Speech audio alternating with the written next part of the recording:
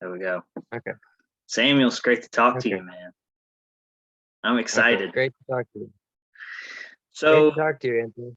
we met a long time ago, right? Like 8, 9 years Yeah. ago or more. It was in 2009 when I first met you. Yeah, 2009. And then we acquainted like a few years ago. Yep. I went back to Rapidan. What was it? 2013, I think.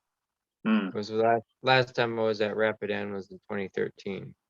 That's Yeah. all I know. So, but yep. And then we met this last summer again. So Yep. So yeah. when exactly did you get into running? And what led you to want to do the distances that you did from the point that you started getting interested in running? Because I remember going for a run in 2013, or it might have been earlier than that. And you were Mhm. like, "Oh, that was a pretty good run," and I was thinking he's either making fun of me or or he just doesn't Mhm. run because he looks like a runner. And then next thing I know, you're running like 66-mile races on a weekend. So how did you get Yeah, I from remember. like being like just running as like for fun into doing it as such an intense hobby? Yeah. Well, I've always been into running some. I went into like a military uh, boot camp thing. As like in the Christian, it's like a Christian group Mm-hmm. with like a military structure kind of thing. Mm-hmm. And we had like a basic training, and that was way back in 2004 when I graduated from high school. And we had like, push-ups every morning and a PT test every morning. And then we'd do like hikes. We would go hiking 12 hours, 24 hours, hiking all night. And so I did that, and that kind of gave me a little bit of background. And then I did soccer in college and high school, a little, 1 year in college and 2 years in 2 seasons in high school. Mm. And I did that, and I was sort of interested in jogging a little bit after that. But then I didn't really do much. I was just kind of got into kind of sort of just lazy. I was just watching movies and playing computer games and stuff. And I just thought, you know what? I think it was in 2009 when you were, I think it was then, I think I remember you were running. I think I remember that. I was there at the camp, and I was Mm-hmm. like, just sitting around, not really doing anything. And you were like, "Oh, I'm gonna go out on a run." I was like, "Okay," off somewhere out there in these roads out around there, whatever. Okay. But then, I was living alone in 2013, and I just thought, you know what? I don't think it's good for me to just watch movies and play computer games all the time. I need to get out and just do stuff. Just get out and just, you know, do more with my life, than Huh. that. I need exercise, and I just want to try to go someplace more than just entertainment, Yeah. It's just better for me. So anyway, so then I started running. I think the first run I have is on Runkeeper, and it was like I think it was like 1.5 miles was my very first run, and I just kept running on Runkeeper slowly. And that was, what year was that? That was in 2014, like uh that fall, I think, is when I went running first. Hmm. And then 2015 I ran some more, you know, a little kind of built up more. Uh-huh. And it seemed like at first I was not running during the winter, but then I got to 2015 to 2016, I think, was when I started running during the winter too. And so then I just was like, you know, I'd like to do um I think it was like my dad always talked about how I was like I told him I want to get into running, and he was saying, well, Sammy, you're gonna start throwing up, and you're gonna have to go out and do these hard runs, and you're gonna do a marathon. Well, that's gonna be really hard. You're gonna be throwing up and stuff, and it's gonna be tough. And but Wasn't I wrong, thought, you know what? I was just he? thought, you know, I think I need to. I just felt like I need to just prove my dad wrong. He thinks I'm a wimp or something. I'm I gonna bet you go have out there thrown up and a few work times, though, hard. haven't you? Yeah, maybe some, but I just thought, Me you too. know, well, so anyway, then I just started enjoying running a lot more, and it just was just great to like you get just done with work, and it's just like all the stuff at work going on, and instead of just going home, it's kind of just nice to get out on your own and run out on the mountain trails. I think trail running is like what I really enjoy. It's just more just on your own, relaxing, and it's you just get done with work and you're like kind of stressed, and it's kind of a good place to relax and kind of unwind from work. And then I'd get, but I like running in the afternoon, evening. I know some runners like to run in the morning. Yeah. I always like it in the evening, but everybody's different. So either way, but anyway, that I just kept running more, and I think it was I ran like I think I ran one. It was in 20, was it in 2015? I like ran a 25K trail race, and it was like really hard. I really ran hard, but I didn't win or anything. I did pretty bad, but I think it was like um and then it was like I think it was like a couple weeks later I did my first marathon, and I was like, I don't know if I can run a marathon race, so I think I'll Mhm. go out and try to do it as a training run just to make sure I can run 26 miles And is this before the race. 2015? Yeah, I think so. Nice. And so I ran out in 2015. I ran a marathon just alone, just to make sure I could do it. And then I think as soon as I did the training run, I signed up for a race, actual marathon, Where was the and first marathon? Sorry, go ahead. it was in Arlington, Virginia, and Nice. it was in a gym. It was a marathon on a track inside a gym. That sounds pretty So lame to me. so I ran. That was really hard. I remember I ran with just so it was like how many? It's just a normal. I think it was a slightly smaller track than a normal quarter-mile track, Hmm. but it was just all one direction, uh, 26.2 miles around the track inside. And so I think it took me 5 hours and 13 minutes was my first marathon.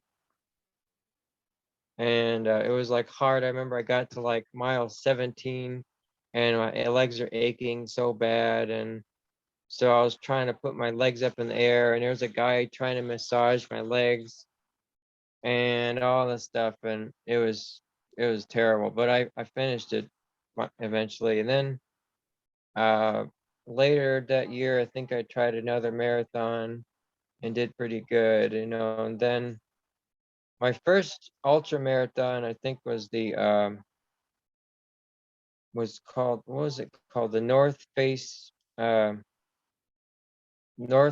50 miler, Okay. North Face 50-mile race.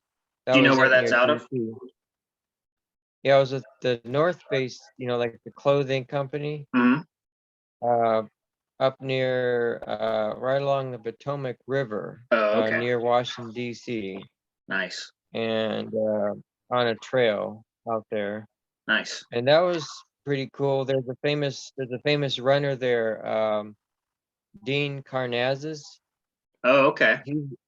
Dean Karnazes was at the race, and he gave a little talk before the race started. So No that was way. cool to see him. And he gave a talk about like just about running a little bit, and then he started the race up for us. But Nice. so that was I had to do that was like about 3 months before my first 100-mile race, because the 100-mile race I did, they required us to actually do a 50-mile race Yeah. in order to get into the 100-mile race. So Yeah. There's so much then turnover. Yeah. that was in 2017. 2017 was when I did the first 50-mile race and then the 100-mile race in So 2017. indulge me for a moment.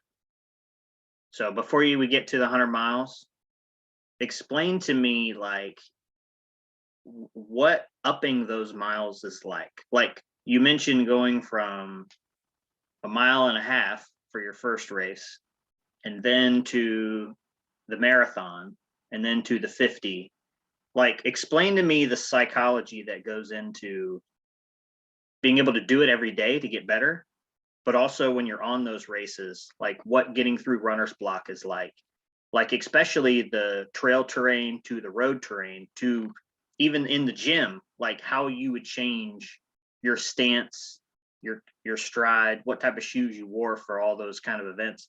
And how do you figure that out as a runner for yourself? Because everybody's different, like you said. Like everybody does it slightly different due to body type. I'm a bigger guy, you know, broad shoulders, all that. So I have to adjust my body to, you know, the terrain different than you do. But how have you figured that out? And what have you sought? Who have you went to for counsel to be able to do it as effectively as you can? Um, a lot of it was just looking on YouTube. I would go on YouTube and look at there's all kinds of like one big one guy, what's his name? Just There's just like a YouTube the runner guy. yeah, he would just talk about he gave let me look him up. Sage Candee. Sage Candee. Got it. Um, let me see. Sage Candee. It's called VO2 Max Productions. Nice. VO2 Max Productions. He's got like 200,000 subscribers on YouTube, and he makes like running training videos. Um, and he talks a lot about running form, how to do like try to get your running form, how to try to move your legs like the best way, and Mhm. different shoes to wear, and what about running training for ultra marathon, marathons, half marathons, and everything like that. And so a lot of it was from Sage Candee and maybe a few other YouTubes. I just kind of just went on YouTube and looked up, maybe like ultra marathon training. But to me, I felt like kind of like it just got more serious for me. So it was like I did a half marathon, and then I did 13 miles, and then I said, okay, you've done 13 miles. What's another 13 more miles? So then Yeah. you think, okay, well, just get done with 13 miles and then try to survive the second half, and you got a marathon. And then it was like, okay, you want to do 50 miles. Okay, we've done a marathon. You've done half of that. So just train. Go out and do a marathon in your training. Just go out, do a marathon by yourself and just go out and do it, and then do the marathon alone, and then say, during the race to say, well, you've done half the distance. Now just survive the rest of the way. Just do another one, and you've got 50 miles. You know, the And funny thing then, about that is everybody I uh, asked when I was training, when I've trained for the marathons I've run, everybody I asked said that don't run a full 26.2 for the marathon. Like if you can mhm, run like 15 to 18 miles, you can power through the rest of it. I've always been told yeah. that, but then again, you know, different body types and all that. Like it's interesting to hear this because you've done all. Have you ever joined a running group? Have you ever like had any sort of accountability for your training? Well, like I guess you could call it accountability. Like I do have like, I did have like a running group, but I hardly ever meet with them anymore. But all my runs, it's called Strava. Like they see all my runs on Strava, Gotcha. and so it's kind of like accountability. It's like they see what I'm doing. I feel like I wanna feel like I do a good job for them, my old running friends. Gotcha. But they live way over in Lexington, so it was sort of like a accountability to try to keep running, and everything, and stick with it and be a serious runner. But So real quick, if I I've always may, heard, yeah, cut yeah. just real quick, uh, mentally, like building up to 100-mile race. How many times in your mind do you have to talk yourself out of quitting? Even going up to like 26.2 miles when you were training and when you ran the race, and how much different was that from training to having people there and like performing per se for other people? Those two things I'm very interested in. Like, how many times do you hit runner's block in this process of working your way up to 100 miles? Yeah, during the race, or during the actual 100-mile race, Let's or during say, for example, when you were training, when you went out and ran 26.2 for yourself. or training. Okay, yeah. Yeah, and then let's say for the first marathon. Yeah, I guess it was like, yeah, I mean, usually, uh, it all depends on how fast you're running. If I'm running like a marathon, uh, it's as long as you can keep running, okay, but you're going slow anyway. But if you're Yeah, actually doing a very competitive effort, it's a lot harder. I mean, I could go out and do a marathon quite easily, anytime. But if just running slow, just slow, easy, 10-minute miles, that's pretty easy to me. But it really gets a lot harder when you're trying to run faster. Um, but I remember the first 100-miler I did, like I was really worried about uh, quitting, and yeah, because I was really nervous about it because I had never run 100 miles in my training yeah. at once, not never at once. And I think I'd gone like 60, 70 miles, but I was pretty nervous about it. And but I just went out there, and in the thing, and they talked about, with when you do 100 milers, Hmm. they just talked about uh go really slow at the first half, like go 50 miles really slow, as really slow. Just don't get too work too hard, Yeah. and then just hold on for the second half, basically. And so that's what I did, and it was fine. I actually did quite well in my first 100 miler. I just went really slow, and then after that, the second half, I was able to kind of, keep running, and hold on, and finish the whole race without quitting. Hmm. Um, so, uh, but yeah, but that was even like this. Hellgate 100K. I mean, there was some serious times, and I was sort of thinking about quitting because I was like, it just was so painful and so hard and stuff. And I was like, is it really worth it to keep going? What if I just give up and just go sleep somewhere? Who cares about trying to do this whole run? That kind of thinking. Yeah. Uh, it's just so cold, and I just want to go back somewhere and sleep and just say, oh, I gave up. Who cares? I don't want to finish this race. But it just that would be just it just it's I think it's a lot of it's about pride, I guess. It's about a pride issue. It's like, but also it's about, it's like um just kind of about competition too. You want to be competitive. Um, you want to be strong and just don't want to just give up on something you've worked hard to try to train for and everything. And so, but part of it is about pride. I guess you don't really want to you want to say, you don't want to tell somebody I quit. You don't want to say I quit.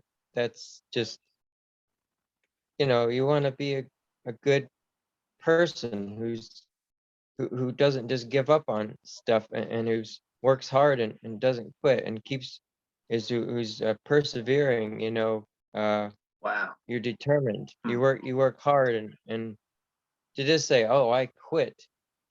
Think about like the Navy SEALs. The Navy SEALs go out there, and they hate giving up, don't they? The Navy SEALs in their training, and that's the same kind of thing. The Navy SEALs are out there training, on the beach. They're freezing cold, and they're in so much pain all the time for weeks and weeks, and it's devastating to them to just say, I give up. It's too painful. I quit. And it's the same kind of thing with racing. It's just like running. It's like to tell somebody I quit. You don't want to do that. So anyway, that's part of the reason. It's kind of about pride, but it's about thinking about also like all these other runners are out there doing it. So Hmm. if they can do it, why can't you do it? Hmm. But also it's about training. If you're gonna do a race, uh 50 Yeah. miles, 100 miles, you really got to train Yeah. It hard. doesn't You matter really who got to you make are. sure. Doesn't matter who you are. If you Yeah. don't train for it, you're asking for a world of hurt. I actually did that for a marathon once. I took 4 years off and then I ran it. It was Richmond in 17, Richmond Marathon. Hmm. Really easy race as far as terrain, but it was a bad call not training. I mean, I didn't lose weight. I didn't train. I didn't do anything. I took like one Epsom salt bath and had like a camel pack on with a little, electrolytes in it. And that's it. I just like ran it. It was horrible. I felt Hmm. like I got ran over by a bus. And it Yeah. took me like 6 hours to finish. And I still felt like Hmm. it. I've Yeah. been told that a marathon is like just long enough to for like an average person to where you can do it, but to do it and like have any amount of what's the right word functionality in your life for the next week, that's Hmm. like separates the people that know how to train well and the people who are just like hobbyists kind of, they just like do it, as like something I do but not a lifestyle. And that's like what Yeah. impresses me about like your runs, because you just ran 66 miles, right? Is that's what it Uh, is, oh, 100K, 66 miles? that's what race said, but my Strava said 64 miles. Oh, okay. But I don't know. Yeah, something like that. Strava, my running watch said 64 miles. but the race, they always, the guy, the race director, David Horton, Uh-huh. said it was 66.6. Got you. Supposed to be the, the 666 thing Got you. number, For and it's Hellgate, yeah. Hellgate. It's Hellgate, so yeah. Okay, so answer me this. On our let's say like Hellgate, for example. How many Uh-huh. times did you have to readjust your stride and rethink your whole structure when you run to adjust to the terrain? Because I know that, you told me there's a lot of leaves there, and I saw the elevation, a lot of elevation gain. This is in the Blue Ridge, right? Right. And you were wearing hookahs, right? Hoka. Hoka. Hoka shoe. And that's the one with the Uh-huh. thick foam. Yeah, some of the Hoka shoes do have really thick foam. I guess my shoes are pretty decently padded, yeah, but maybe slightly more than some of the other ones, but it's not like, doesn't Not seem like crazy. it's crazy, right? Yeah. So what was some things that you did on this run to kind of adjust to the terrain as far as like your body and your stride and all of that? And like how much did you have to watch the terrain? Like did you have to keep your head down pretty much the whole time to not fall over because you were running on these mountainous trails? Yeah, well, the Hellgate race, and a lot of races, like it's called Eco X, and the David Horton races. He has a number of different races out in the Blue Ridge Mountains. But Uh-huh. anyway, it kind of goes from trails to like Okay, fire roads, got it.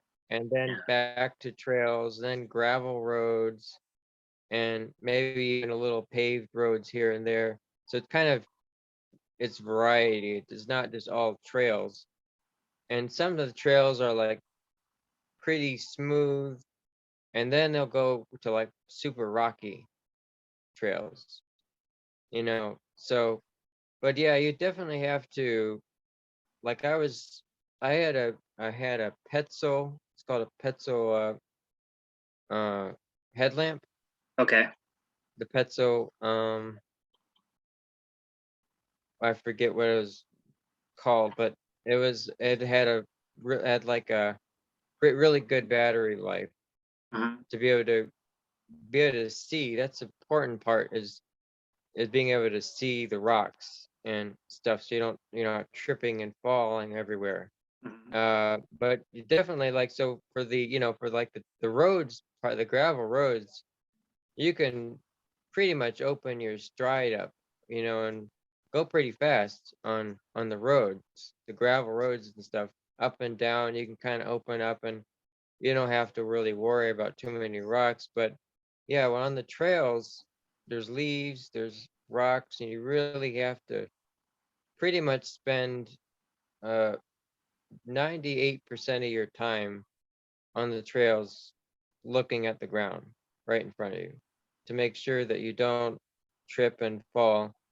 And even some on the roads too, because sometimes there are some sudden little rocks that stick up out of the gravel, on those mountain roads, those mountain gravel roads.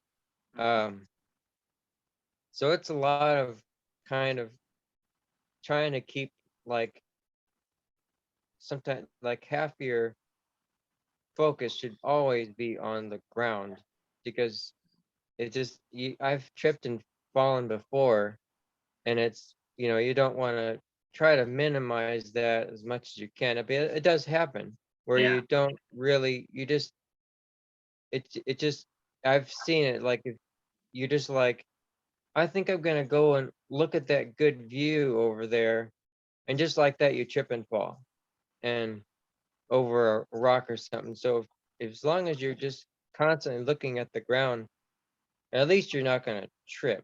But it's kind of hard, because you gotta pay attention to the trail markings, making sure that things are safe where you're at. Uh, for like bear, maybe they're out in the woods or something, or rattlesnakes. You got to watch out for, copperheads and rattlesnakes during the summer. Right. And but at the same time, look for, and so, basically when you're running on a trail too, you gotta shorten your stride. I was just about to Like, ask you that. and so, Yeah, like, I makes would, sense. like, when there's the leaves and stuff, uh, the really deep You're going leaves, from you there to have to, there. Yeah. I would actually start walking some of that part because it just seemed way too dangerous to try to run very much. You can't even see the ground underneath the leaves, whether there's a rock there or something. So Yeah. you kind of have to feel your way through the leaves and stuff. Hmm. So, um, And that's what you're talking yeah, about, opening up, and you have to shorten it so that your feet are better landed at whatever you land on. You'll have more control if you have, if you're not protruding and you don't have your heel out, especially, then you can plant your foot a lot easier. I'd imagine that'd be a lot better way to protect your body, and to control kind of your ankles. yeah, I right. mean, I've never ran. I mean, I ran so out of 4 marathons, the second one was a trail marathon. And Hmm. that was up in Douthit State Park. And like it was kind of like that Right. too. Like it was half of it was on the road and half of it was on the trail. And by the way, funny story. Anyway, I'll tell it, then I'll get to the story.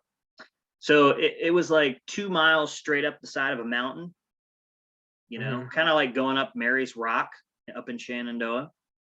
2 miles straight up the Yeah. side of the mountain, and then from that it kind of plateaued and then gradually declined, and then you got on a road for a long time, and then you circled it twice, and that was the Right. course for 26.2.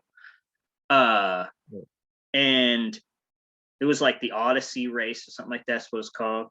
But anyway, and it was like that too. It was like a different time of year. It was like the summer, so there was no leaves, but you also had to kind of watch where you were. And once it plateaued, I like sprinted downhill basically, which I know is not like what Hmm. necessarily what you're supposed to do, but I was 21. I didn't care. But I did not run straight up the hill for 22 miles. And a lot of people did. And on the second pass, I probably saw 15, 20 people quitting on that hill because they literally tried to run straight up the side of a mountain. And even at that young age, I was like, I'm not doing that. It seems like trouble. So I just walked it and then passed all those people that Uh-huh. ran up it pretty much on Yeah. my way down. Um, what do you take as far as supplements, and like how do you recuperate your body from a race like what you did yesterday? Uh, yeah. Well, usually my eating strategy is different between marathon and ultra marathon. In a marathon, probably take along the goo gels. Hmm. Uh, I also tried I have it right over here. It's called Huma. Okay. These Huma gels. Oh, okay. They're they're maybe slightly better than goo, the the normal goo gels. These are more expensive though. Uh, but these are pretty good for, I think, for a marathon. Hmm. Uh, you can take these for ultra marathon, but maybe only for the marathon, first part of it, Right. because during ultra marathon, you gotta take in some real food. Like during the 100K race yesterday, Hellgate, like I had eggs, uh, what did I have? Eggs and pancakes and pierogies. The Canadian. Yeah, yeah. A lot of this race, the Canadian food called pierogies, and bananas, crackers, pretzels, candy, uh, soup, and like they have to have all kinds of different food for an ultra marathon, not just goo. Hmm. But for a marathon, you don't need all of that stuff. You can take some goo along. That's enough. Maybe you could take like a half a banana or just a quarter banana or something like that, or some Gatorade, that kind of thing. But and then for recovery, just make sure you get a lot of protein and carbohydrates. And I did take some turmeric. People say turmeric is good for inflammation, Hmm. Yeah. and because you usually get a lot of inflammation from running a lot, and I Yeah. think it does maybe help some. Yeah. We got this turmeric turmeric gummies. Nice. You have It's all conjoined and backwards. all that too, I'd imagine. What was that? Conjointin. I don't know if I'm saying it right, but it's a supplement that I've Uh, taken every time I mean, I've taken it inconsistently through the years, but it's okay. supposed to be like help with joints and fish oil and stuff like that. It's supposed to help with joints and Okay. Okay. yeah. Yeah. Yeah. That's then maybe potassium. Make sure you get some good fruit like bananas are the main thing. Yeah. Uh, that's about it. Just then get plenty of sleep. Try to sleep is important for your muscles to recover. Um, I think I got close to 12 hours of sleep last night. Your body was Like that. like, bro, I'm shutting you down. Yeah. So that's sleep is really important for just muscle recovery, leg recovery, bone recovery, Hmm. uh, body recovery. Very important. Especially for marathoners and ultra marathoners, even for your training. Hmm. Uh, it's if you go out and do a hard, long training run, you really need some good recovery sleep. So anyway, yeah. So going back like a few minutes ago when I mentioned my marathon up in the hills and I mentioned it being 2 laps, Yeah. it's interesting to hear you talk because it reminds me of the story. So there was this, I'm like 21, I'm like really good shape. I mean, for me, I've always been a bigger guy. For me, really good shape, skinnier. And I came in eighth for the race. So I didn't think that Mhm. was too bad. Yeah. There were ultra marathon runners running the same route. And obviously for them, it was like 4 laps or whatever, 6, something like that, as opposed to my 2 being a full marathon. I got lapped, Uh-huh. like, I kid you not, like 4 times by the same dude. Oh, It was just wow. like kind of semi jacked guy, like, Hmm. skinny, but, defined. And he had a shirt off and he ran past me like 4 times. Like Wow. while Okay. I'm currently doing pretty good in a marathon. What and like what is your perspective on marathons? Because for me, it's like that's the most I've ever ran, 26.2 miles. And a lot of people are impressed with that. For you, it's like that's like a warm up now. I mean, you've surpassed that. You would be Hmm. like the dude lapping it 4 times while somebody's finishing their marathon. Like, how do you think of miles and how much your body can stand with how many miles you're running now, up to like a freaking 100 miles? I don't know. Maybe it all comes down. Maybe it's like kind of like I stopped thinking about the miles and just think about the time. Hmm. So it's like, like, how long do I want to be? Do I feel like running? 1 hour, 2 hours, 3 hours, 4 hours, 5 hours, 6 hours, Huh. and then you start to kind of feel the time you've spent out there running, and you don't really think about the miles as much, I guess. Wow. So it Interesting. just depends on a lot of it depends on your effort level too. It's kind of like, if I want to be go into like some serious training or serious racing, I guess you do have to think about like miles. Like maybe I have a mile goal, Yeah. like in a certain amount of time. I'll say like, you know, 2.5 hours, run 20 miles. Let's see if I can do that, and that's my goal. And so and then I just say, okay, I got to run 20 miles. But so then it is kind of miles based. But yeah, I don't know. It's like for like running the race yesterday, the Hellgate 100K. Hmm. It just kind of like you just start running. You try not to think about the miles. You just go out there and just go one step at a time. Try to relax and don't really think about the miles. You kind of like just think about, you know, doing your best, I guess, and trying to finish the race. And you know, like I said, you don't think about the miles, and you just keep going and keep going and keep going. And then you kind of try to think about maybe the next aid station, like run to the next aid station and get your food. You know, maybe you realize, oh, well, I think I really need some more potassium. So when I get to the next aid station, I need to get a banana. I have some bananas. So then you're like, okay, run these, you know, 8 miles or something to the next aid station.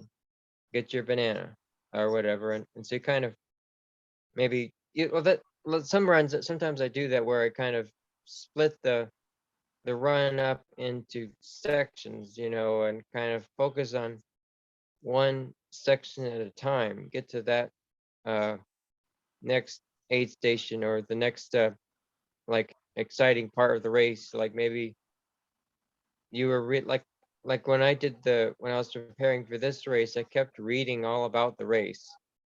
Hmm. Like I'd read all these stories about this and that, and so then it's like you finally get to the part in the race where everybody's talking about how horrible it is, and you're like, oh yeah, so then you get to experience it for yourself, you That's know. awesome. That's And great. so, but that kind of makes it kind of something to look forward to, because then you've read about it and you're like, I wonder what they're talking about. They say it's a whole foot of leaves. Okay, well, let's go out there and figure out when am I going to get to that 1 foot of leaves, you know. And so that's that. I think maybe part of training for the race is just reading about it. You know, you sign up for some Mhm. marathon or ultra marathon or something, and there's a lot of like stories behind the race that people have had and their experiences in the race. And so you read about it and say, well, do I feel the same way as they felt Mhm. during the race? And so you're kind of comparing how your experience with their experience and stuff. Mhm. So That's interesting. Okay, I have a few more questions.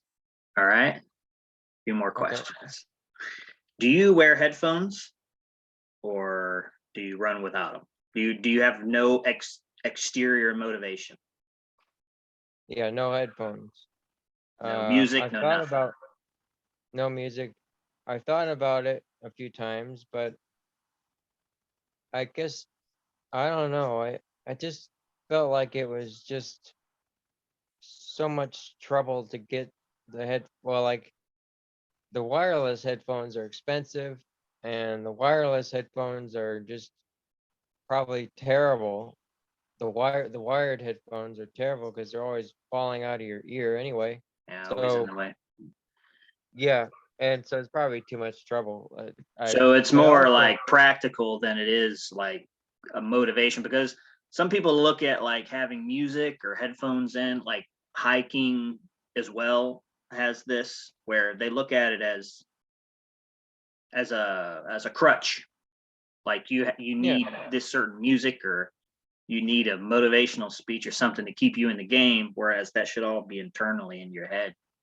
So like, and that's really like my biggest focus, because I, me personally, I think I can get my body to the point to where I could run maybe like 50 miles one day,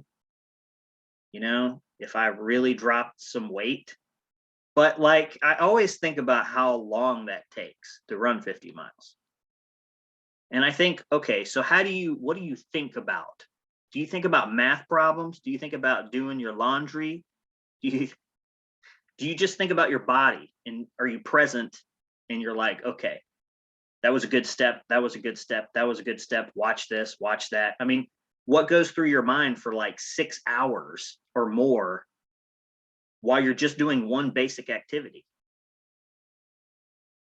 Yeah, I guess it's just like I said, talked about pride before. It's kind of like you like one thing is if you want to post on social media about your accomplishment, Yeah, uh, which I don't always like to do, yeah, I but if noticed. you want to, that's a motivation.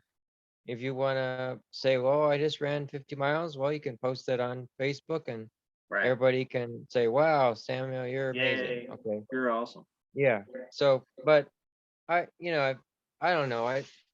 That's fine. That's great for motivation, I guess. Hmm. But also I think it's just about kind of also maybe just about kind of like a you kind of get confident and you know you can do it. You gotta get in your mind, I've run this far, I've done this, I've done that. I know I can do it. And to not do it would be to call myself a liar. It just would be Wow. terrible. And just to say you can't just quit on yourself. You gotta be strong. You don't be a quitter, be strong. And so uh that's just kind of I just tell myself you can't just Hmm. uh betray yourself. You can't just betray myself. I can't betray myself when I know I can do it. Why am I out there? Why am I out there running? I'm out there to to just have fun, but to really work hard and to not give up and to keep going and you can do it. You can run. You can do it. You kind of that's what I tell myself a lot of times. That kind of thing in my head. You go out for uh, a certain distance, 26 miles or something, 50 miles, and I don't know. You just kind of have to just say, I'm not gonna stop until I get done. I don't care what happens. I don't care how long it takes me. It takes me all night. I've got to go out there and do this. So I'm not gonna quit until I get done. So you just keep going, and finally you're done, and then you can go home, and you're all done. So you just kind of have to just tell yourself, this is what I'm gonna do. I'm gonna go out and do this distance, and but try to prepare for whatever might happen. If you're Man, gonna that's run gold. all night, if you're gonna run all night, bring some coffee. Okay, bring some food to snack on. Make sure you're warm. Make sure you bring enough clothes. Like, do you have a Whatever. backpack with you when you're running like 60 miles, 100 miles? Do you like Yeah, run yeah. that? Uh, so I have my running backpack here with me. I think I have it in the other room, but yeah, there's running backpacks you can get, uh, where it has water, uh, Yeah. goo, and food, and all kinds of little pockets you can put like those water bladders things where he Hmm. has a tube, you can drink a lot of water that way during the summer, Yeah. especially.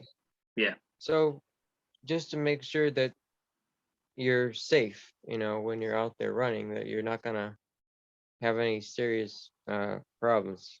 So, Huh. um, That's awesome, man. but yeah, uh, it just kind of, it all starts in your mind.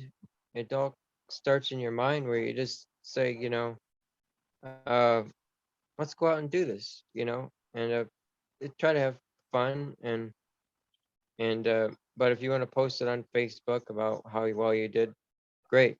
But or if you want to go out and do try to think about try to sign up for a race. Sign up for a race and just say, okay, I'm training for this race. It's a hard race. Hmm. So I can have pain now or pain later. I think that's what I discovered in the Hellgate race was that I could have run 20 miles every Saturday for like 2 or 3 months, and I probably would have done better in the Hellgate 100K. Or instead of running 20 miles every Saturday, I'll be in a lot of pain for one day during Hellgate, and that's what happened. Was it was a lot of pain Uh, uh for the whole race. So so you told me you came in 38th, right? yeah, I actually came in 29th. 29th. Okay. Yep. So you came in 29th Yep. and you're disappointed in yourself somehow. It's hilarious Yeah. because it's interesting to see how focused you are on this. Like, you know, and that's also something I wanted to unpack as much as I could. Is like, how much does running give you the rest of your life? How much has it opened up the rest of your life and your confidence level and like your sanity? How much is it given to you? Because you put a lot of effort into it and you're exceptional at it. Like, I know you're disappointed in your performance, but I would have to train for like 5 years to even be able to do it. You know, like to come in last place, I would have to train for like the next 3 years. You know, so I guess Wow. that's like my biggest question is like, what does running give you on the daily basis to the rest of your life? Well, yeah, it's just I guess for like a daily for daily help, like I've been trying to run every single day of Hmm. the year of Hmm. 2021, every single day. So part of it's just Same. being able to come back from work and try to just get out and do something different besides coming home and eating and just doing your regular life, Yeah. and just get out and kind of get focused on something else besides work too, and you know family or whatever else is happening. And that is nice that you can kind of just get focused on put your focus on something else and kind of distract you from all the other things that are happening, and kind of just do your own thing, kind of run, Yeah. and stuff. But I have noticed uh sometimes, like at work, it's like I work in excavation, Hmm. and it does give me some confidence to know that work is hard and it's cold, and you're working hard out there shoveling or doing whatever, Yeah. but doing whatever, and just think that, well, Samuel, you just were out there running 60 miles, and just realize that you're stronger than you think. To me, I think other people should think the same way too, that Yeah. you're Yeah. stronger than you think. Uh, and so it's like you thinking, oh, you might go through something in life and think, well, you know, this is so hard, this is terrible. But then you're like, well, that was pretty hard, the running you did. Don't you think that it's kind of the same sort of thing, whatever you're experiencing? Yeah. where it's like, like with my race yesterday, I had like almost hypothermia, and I was like started shivering a lot because my legs were hurting so much I couldn't really run, and I was getting cold. It was like really windy, and I stopped running, and I was like shivering, and uh then my knee started hurting, my right knee, and I call it runner's knee. Yeah. Yeah. And just think about all these, and then there was like hours and hours of pain, like just just constant leg pain. And uh so you just think, well, you know, you something happens at work or whatever, uh you maybe you just like, this is terrible. Something's happened at work. Well, is it as bad as 12 hours of pain and uh hypothermia almost, and this pain in my knees and stuff? And so just tell yourself, well, you're stronger than you really are. You're a strong person. You're a strong runner, and you, so whatever in life That's cool. what's going on, you can be stronger than you think. You know, That's you really you cool. just did something very difficult. A lot of people would say, I give up. I don't want to run this anymore, and this is terrible. Well, you kept going. You didn't give up. So I think can really anybody can run. And Anthony, you can run farther than you think. And I don't think you need to take 5 years to train for Hellgate 100K. You could do it next in a year. You could do it I next mean, year. I know I'm exaggerating a little, but I mean, yeah, I mean, I'm afraid to run intensely at the moment because I'm like 50 pounds overweight. So I'm a Mhm. little intimidated that I will shoot my knees out from under me if I like start to like get into it. Like I want to trim and then like start training. Like trim at least like 20, 30 pounds and then like get after it. Like, and in my head, I'm still in shape. My body's like, bro, you're not. You're really not. So I'm constantly having to like break it until I like lose enough weight to really go after it. Mhm. But I know that's kind of backwards thinking, and I really should reevaluate it. I feel like. Um, or do you? I mean, do you eat like junk food? Do you?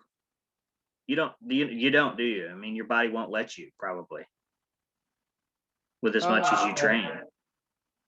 Sometimes I have some junk food.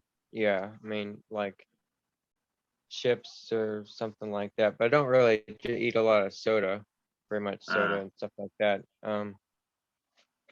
Not like, I try not to stay away from too much. Yeah, I try not to eat too much junk food. Um, but I don't really think it's a big deal. not when Uh, you're burning that many calories, for sure. yeah, I think I do need to kind of watch out for what I eat, though. I think that does hurt me some in Hmm. terms of training, because it's kind of like, sometimes it's like, oh, what's a bag of potato chips? It's not that big of a deal. But I think the problem is that I need to, if I'm only doing like 3 miles a day, or like 5 miles a day or something, Hmm. and then eating potato chips, and not actually, Yeah. I think I can start gaining weight if I don't run enough. So it's just, I should say, well, maybe eat a little more healthy if I'm running less. If I'm running a lot, like 10, 15 miles a day, let's say, that's a lot. Yeah. Or, well, okay, well, that's not too big of a deal to have some junk food or whatever, but it's important to eat healthy either way, I guess, too. Hmm. I always have to watch out for trying to eat healthy, though, healthy sort of food. But I don't really mind a little junk food here and there, but so. It's been really cool, man. I've learned a lot. Okay. I've learned a lot from talking to you about this. What would you say to somebody if they wanted to get into distance running, like more than a marathon, say, more than like somebody who just wants to run like one marathon their whole life? Like, what would you say to somebody who wanted to go to 50 or to 100 that is starting from zero? What would you say is the best regiment to preserve your sanity and your joints from tearing themselves apart? Um, I don't know. Um, just I think maybe a running group can help a lot. There is like the Charlottesville area trail runners, Yeah, cats, they're called cats. that guy. They That's the same guy that does Rugged Mountain, the shoe company in Charlottesville.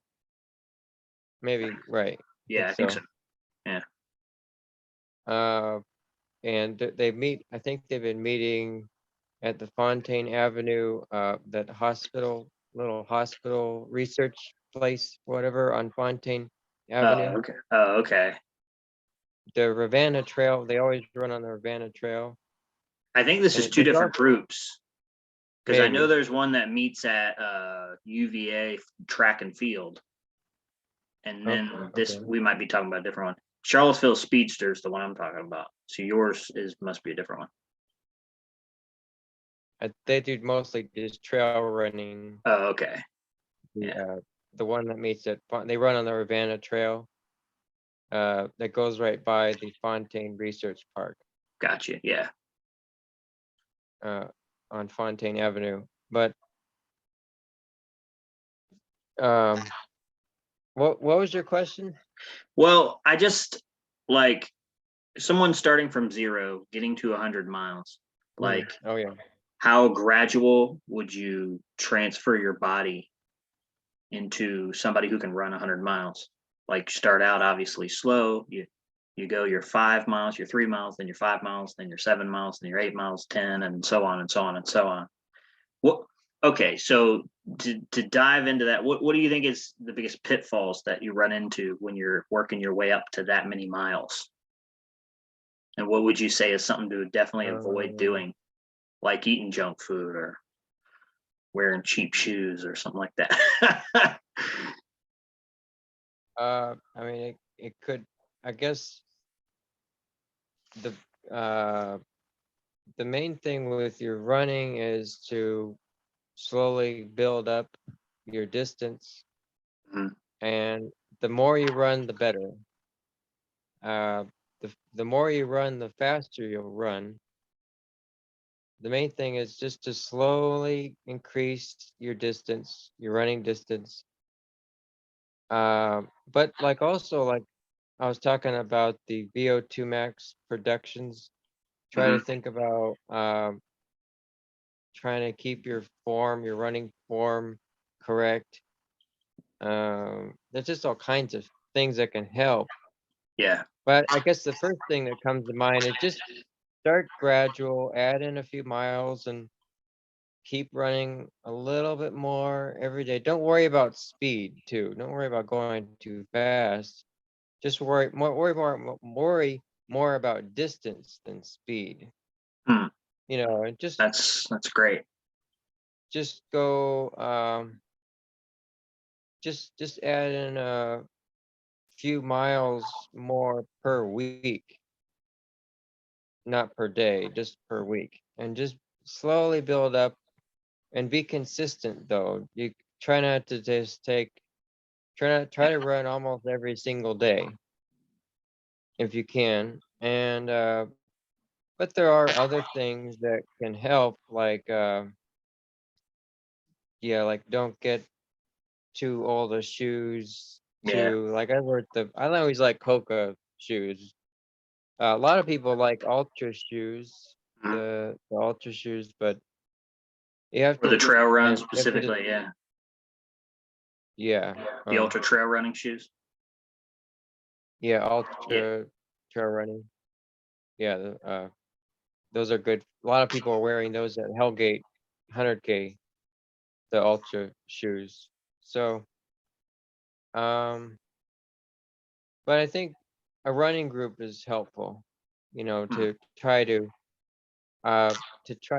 just meet weekly with some other people or whatever and just go out on a run and just be consistent and just keep running and as you keep getting stronger and more fit, you can be faster too. And uh you gotta just that's and I think that and then there's maybe also signing up for a race too can be good. Um Yeah, I to mean, try to be they'll definitely hold you accountable. You have a race in 6 months. If I don't train, I'm gonna die if I yeah, try to do this. yeah. Um um yeah, just I think a running group is really good. Uh like the one in I used to be in the running group down in near Lexington Yeah, that's what you were when I saying. was Yeah. down there. And they were a really good group of folks. There was like a most of them are pretty older folks. There was like a 50-year-old guy and a couple 40-year-old men, and but they're actually pretty decent runners. Yeah. They- That's been my experience. My limited experience is people in their 40s and 50s can really get it up. Like, I don't know what it is. I think it's patience and mental fortitude. Mhm. I don't know like what it is, what about your muscles? Maybe they settle a little bit. I don't know. But I that was my biggest competition most of the time. Like, I think I've placed, I know in two of them I came in first place for the age group, and the other ones was like top five or whatever. But it was always people older than me. It was never like the Mhm. early 20-year-olds that usually did any good, other than the professionals, the people that do it for a living. Obviously, they're young. But like for people Mhm. who amateurs, it's always competing against older people. And running Yeah. is seems to be like one of those things where you don't necessarily depreciate as much as you would in a sport that requires a lot of explosiveness. Yeah, I think it's about they've probably been running for years and years, Yeah, that too. Yeah. and mental fortitude probably too. And that's true with the Hellgate 100K. There was a number of even like the second place, like the top three. Wasn't there like a 46-year-old guy? That's Man, a insanity. 46-year-old man who was like second or third in the race. Uh, yeah, something like that. So it's just maybe it was top five or I forget that the local guy John Anderson from Crozet. Uh, I think he was like 46. They said on Wow, the really? little thing, and he's a Wow. very good runner. But like I was running yesterday in the race, and there was this. All the guys had been like younger guys, like 40 or 50, and I was racing against them. And then there was this guy who passed me, and he was like at least 50. And he was one of the guys who had actually been doing the race since it started 18 years ago. He has done the Hellgate 100K 18 years, every year, That's 18 awesome. times.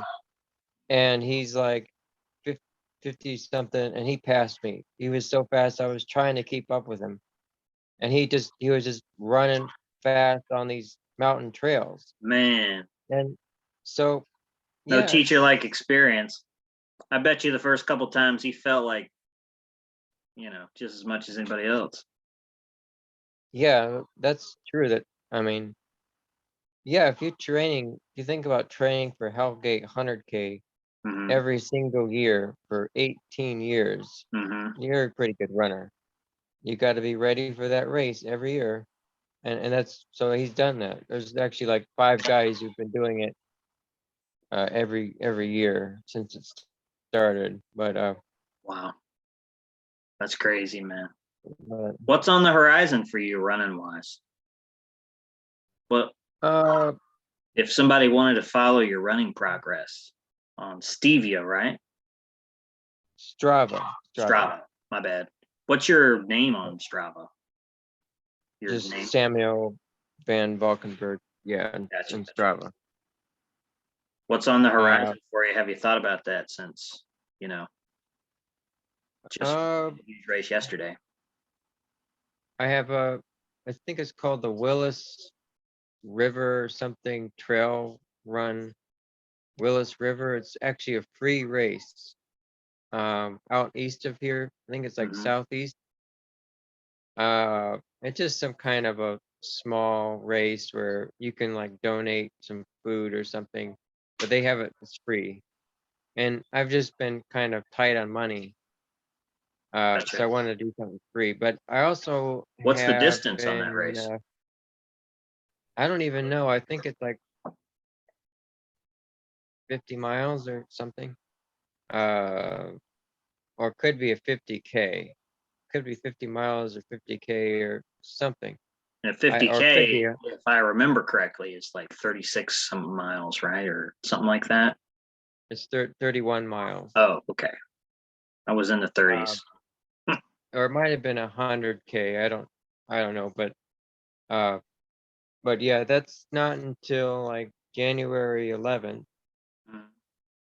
And then I'm signed up for the Blue Ridge Marathon, which is down in Roanoke, and it's just a road. It's a mountainous road marathon, all road. You That's seem to not like this until really rough terrain, you know? You seem to yeah. like running in the mountains, man. I mean, we live on the foothills of the mountains, but you know, you can go to Richmond and run that marathon. That was easy. It's like Yeah, they but got like one hill and it's hardly a hill. Like, you know, yeah, it's like a 14-degree I, incline. That's nothing compared to around here. it seems maybe it's just boring. I don't know. Boring running Richmond. It's just sort of so flat. It is. It is boring. And It's it's a little easy though. more. It is pretty. I know, understand easy though. Yeah. Have you done Uh, Charlottesville? The Charlottesville Marathon? yeah, I did that one. What'd you think? What'd you think of it? Yeah, definitely hard. Yeah, it was good. It was I think I did that one in 2017. Yeah, it was I think it's back to the original route Uh-huh. because of the virus, but I think. But yeah, it started in the downtown when I did it, like in the historic downtown area, and it Would you went, start like across from Staples, right? yeah, kind of right Yeah. in that the brick Yep. walkway area. Yep. I You did it in start there. 13, so it was Okay. a little different back then, but they like started us at one spot.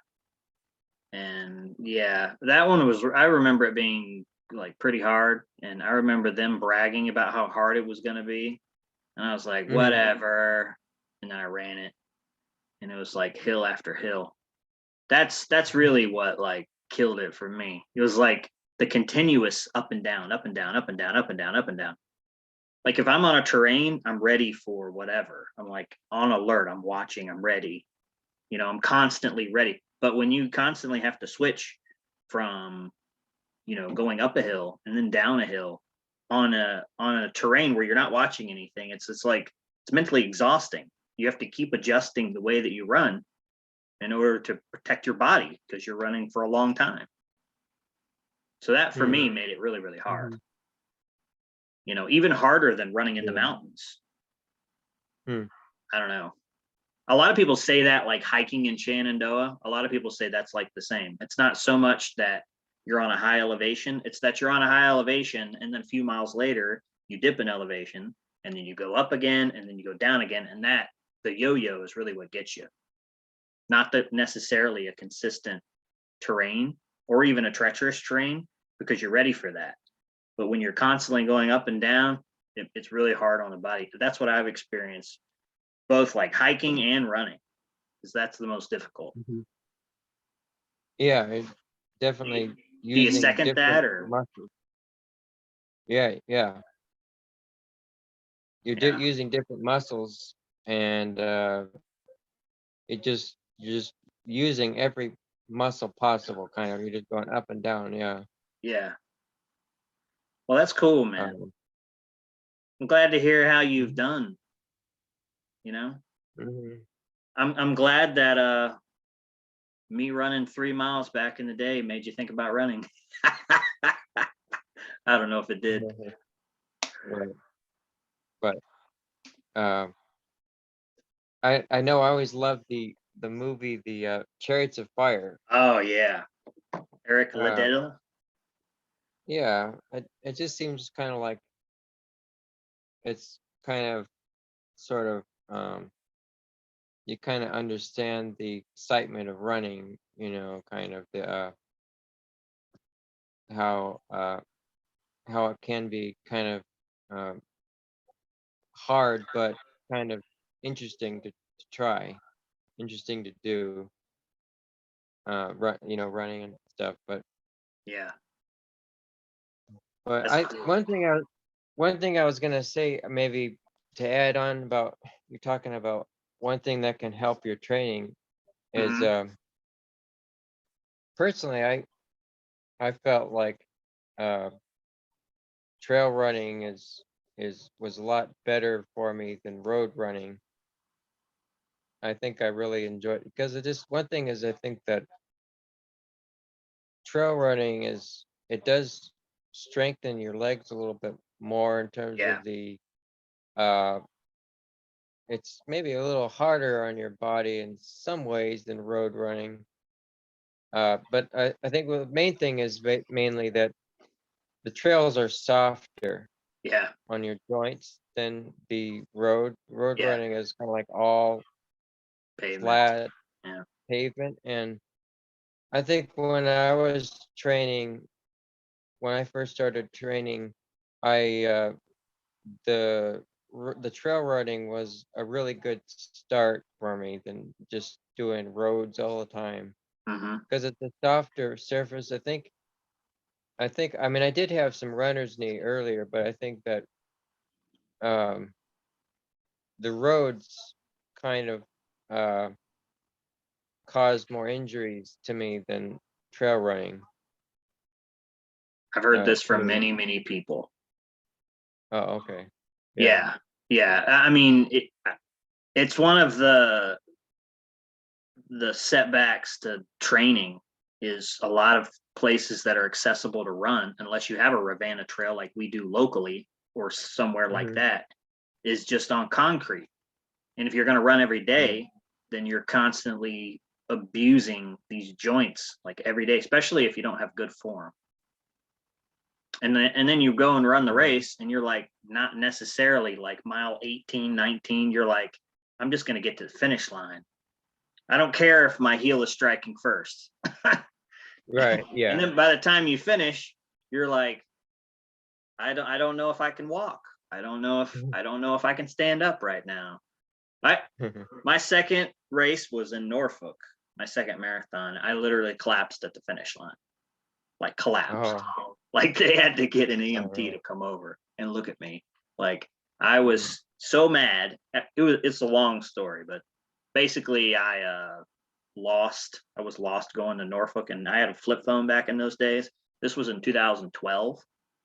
I don't know why I didn't have a Oh, regular phone, but I didn't. So anyway, I couldn't look up the directions. So I just like stopped and asked the police officer who was obviously there to direct traffic for the race. mhm. And I like asked him, I'm like, hey, like, where is the entrance to this race? He's like, oh, it's like a mile that way, I think. I'm like, okay, great. So I go back to my car and I lock myself out of my car. So I go Okay. back to the officer and I'm like, hey, how do I get in?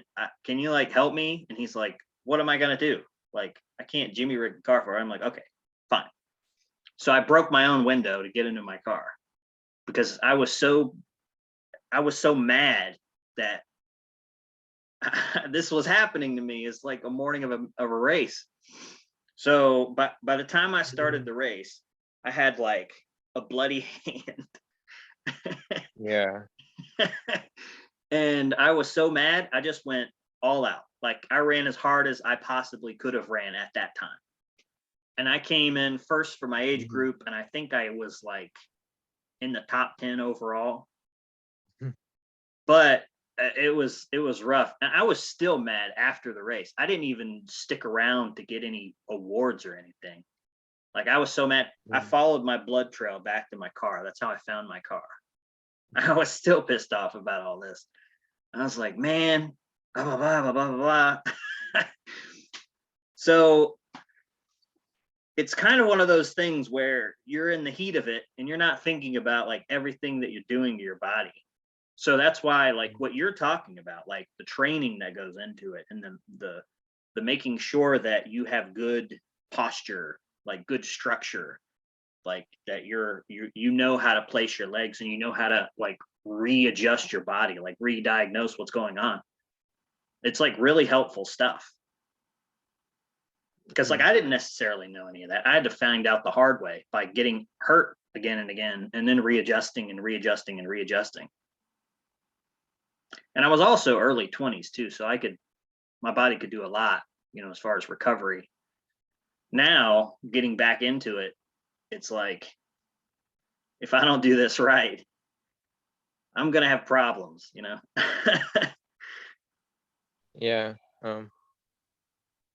That's amazing story what you talked uh about what happened with that marathon. That's crazy. I think you talked about that when I we met with my friend Matthew Yeah, yeah, at the at but the yeah, that's Mexican place. crazy.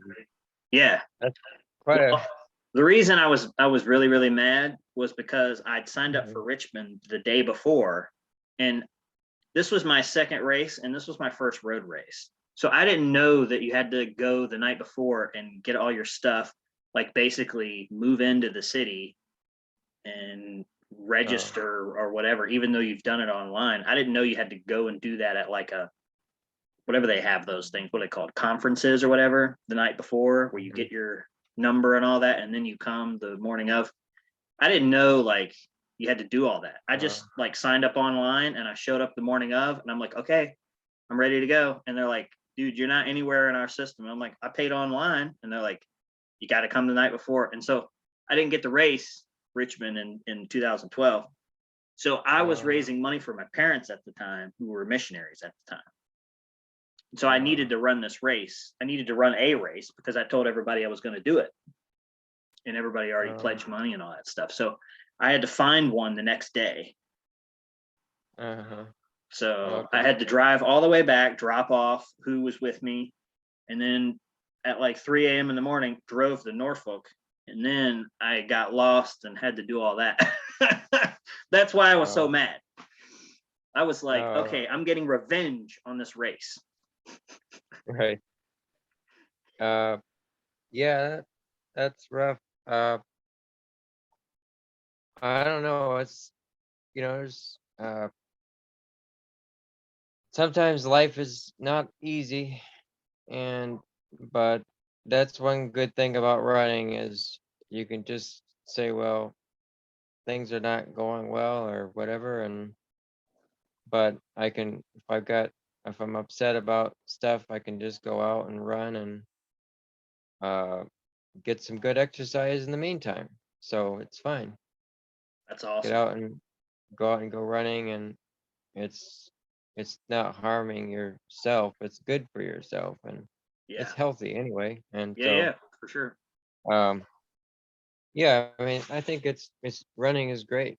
Whatever your motivation is, whether you're just kind of wanna you're tired of work, you're tired of your things in your life or whatever, you can kind of get out and um challenge your body and see if you can get run a certain distance, run a certain speed, or run up a mountain somewhere. You can uh, prove yourself. You can do it. You can be strong, and you're not a weak person. That's awesome. So But That's mm, that's your why, you know. That's why you're doing it. well, yeah, just to yeah, just to be confident, and just to tell yourself that you know you're you're there's more to life than just failing. If you work hard, and you work hard, you're running, you can do it. You just got to work at it. So We're the best long distance runners on the planet, humans. I mean, you know, horses are faster, but they can't run longer, hmm you know. well, well, yeah, I mean, Lions and yeah, tigers long will beat distance, you for like 100 meters, and then, you know, then they'll tire out. It's crazy right? to think Yeah. about. The way our bodies are structured is literally like shock absorption, and we sweat, so our body keeps temperature extremely well. And that's the shortcoming of animals, is most of them can't heat themselves or can't cool down Mm, themselves, and they don't have the systems in place to take off all the shock of constantly having to hit the ground. It's crazy to mhm. think about that.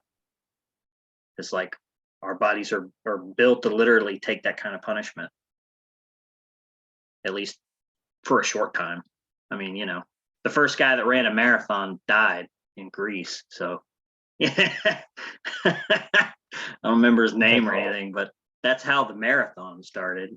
Some dude ran to another army and, you know, warned them or whatever. It's kind of crazy to think about. Right, But hey, dude, right. go ahead, go ahead. Nothing. Yeah, go ahead. Thanks for thanks for talking to me, man. I learned a lot. I learned a lot. And I Yeah, think, you know, once I upload this and everything, other people will too. Running is one of those things that's universal to everybody, but that a lot of people hate because they, like you've said 100 times now, like a lot of people don't think it's something that they can do. We picture runners as like these super skinny guys. I've seen heavier guys finish marathons. Like I've seen guys that are like, you know, approaching 300 pounds, you know, that have ran it. I mean, I wouldn't recommend that, you know, if you want to walk right. in 5 years, but, you know, it's something to where you do it, and you always can look back on it. You can always get motivation from that accomplishment because that was such an extremely hard accomplishment, you know, Yeah, you can. that you can always draw from that, which is Well, interesting. it's like you can just tell yourself, just don't betray yourself, because you know you can do it. Well, why if you know you can do it, but then don't do it, then why are you out there? Yeah.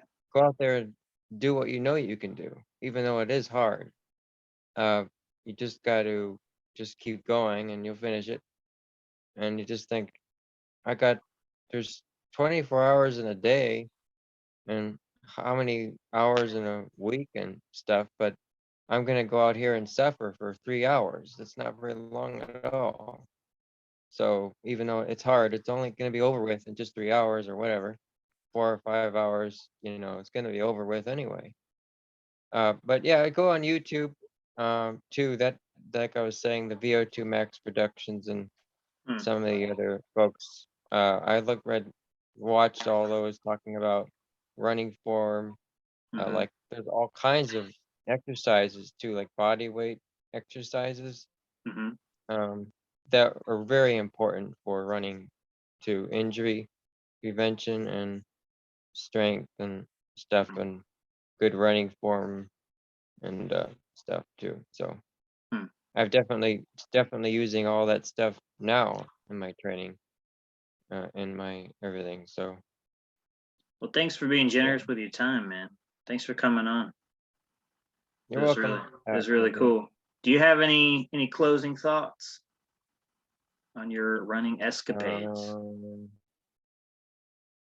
not no not not really. I just I'm grateful for the chance the gift of running, and that I can at least can have this privilege to be able to go out and do this. So, That's but awesome. yeah, hopefully everybody else can do more running too. So, That's so awesome, dude. Absolutely. Can you see my profile picture with the way your screen is set up?